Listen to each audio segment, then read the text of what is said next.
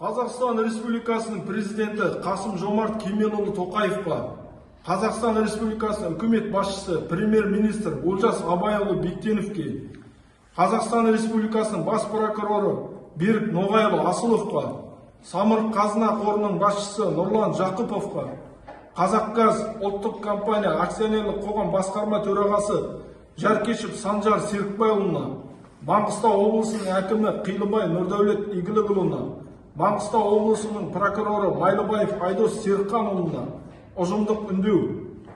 Қазақ елінің Қазақгаз атты ұлттық компаниясы жұмысшысы ретінде біздердің қолға алатын жалақымыз мұнай-газ саласы бойынша өзге мекемелермен салыстырмалы түрде өте төмен. Орташа есеппен 220 мың теңгені құрайды. Мойнымызға міндеттелген жауапкершілігімізге мүлдем сәйкес емес. Жауапкершілігі шектеулі серіктестік Қазақгаз өнімдері мен Интергаз Орталық Азия акционерлік қоғамы компаниялары, Қазақгаз ұлттық компаниясы акционерлік қоғамының 100% еншілесі, Самұрық-қазынаға қарасты квазимемлекеттік ұйым. Мекемемізде еңбек жағдайларымыз және еңбек қауіпсіздігі, еңбек заңнамасы нормаларына мүлдем сай емес. Материалдық техникалық базамыз және арнайы автокөліктеріміз 60%-ға ескі, жаңартылмаған. Күнделікті пайдалануымыз өмірімізге қауіп төндіруде.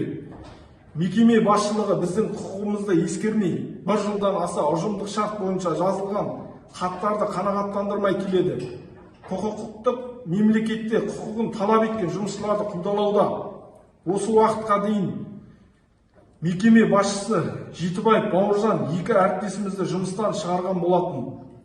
Ертеңнен бастап қудалауды тоқтатылуын, жұмыстан шығарылған екі әріптесімізді қайтадан жұмысқа орналастырып, айлық жалақымызды 100%-ға көтеруді және Қазақгаз ұлттық компания акционерлік қоғам басқарма төрағасы Жаркешев Санжар Серікбайұлының біздің алдымызға Жаңаөзен қаласына келуін талап етеміз.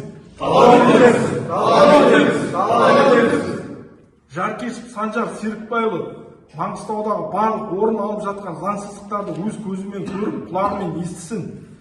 Осы жан айқайымызды естіп, талаптарымызды қанағаттандырып, аштыққа жатуға, жұмысты тоқтатуға апармаңыз. Осы талаптарымызды 10 күнде шешіп беруіңізді сұраймыз. Шешілмеген жағдайда жұмысты тоқтатамыз. Конституциямыздың 14-ші бабында көрсетілген заңды құқығымызды шектеуге ешкімнің құқы жоқ. Заң мен сот алдында бәріміз теңбіз.